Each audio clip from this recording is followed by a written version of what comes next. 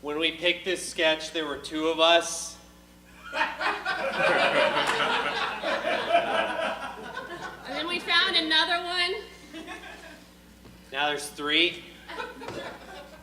So, Can't change sketches, right? Good. How did we surmount this seemingly insurmountable problem? Watch and find out.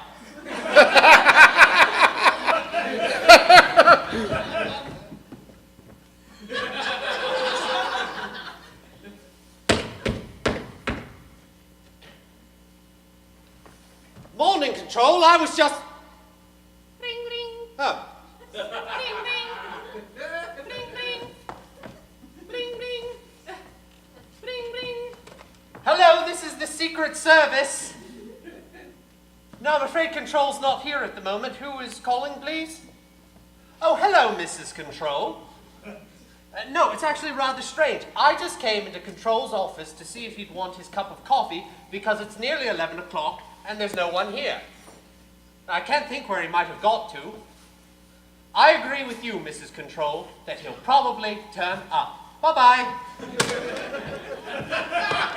Hello, Tony. Oh, Control, there you are. I was beginning to worry. Oh? Yes, that was just Mrs. Control on the telephone, and between me and Mrs. Control, neither of us seemed to know where you were. Ah, well, let me explain, Tony, but first let me ask whether you notice anything unusual about the office. Let me see. Ah, yes, the window. The window is always slightly further to the left. Not quite, Tony. Oh, that was just a guess. No, the window's in the same place that it's always been. I know we talked about moving the window, and you very kindly looked into the feasibility of the whole thing, but after a while I had to make the difficult decision that that particular game just wasn't worth the candle. Yes, and after making that decision, I remember you talked at some length about what you saw as the loneliness of command. Quite right, Tony. No, what's unusual about the window is that it's open. So it is! Is this in any way related to why you weren't in the office earlier? It is, Tony. You see, I fell out of the window. Control! I can only say how sorry I am and ask if you were hurt in any way.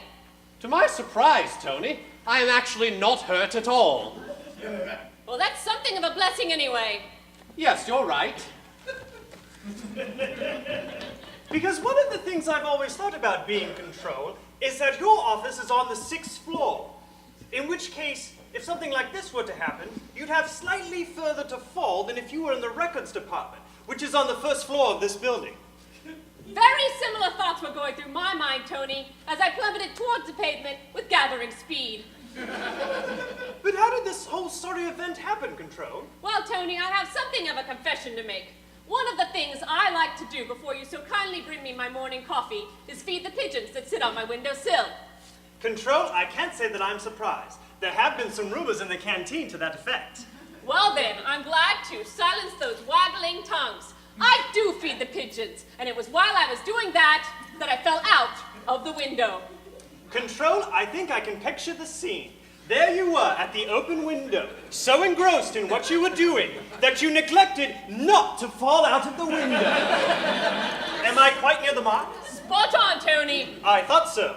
And I'll tell you one other thing that has occurred because of this whole adventure. What's that, Tony? It's nearly 11 o'clock, and you've not had your coffee. Huh, you're right. Well, it never rains but it pours, eh, Tony? You're right, Control. But quite often, it both rains and pours at the same time.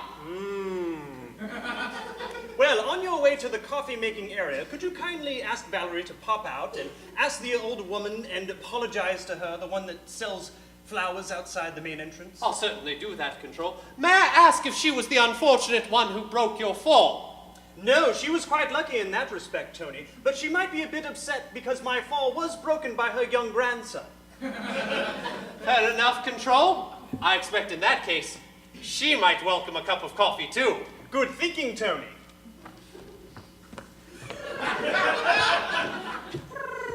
Come now, Simon, you've caused quite enough trouble already today. No, you're not getting one single seed. Oh, all right, there you are. Boo!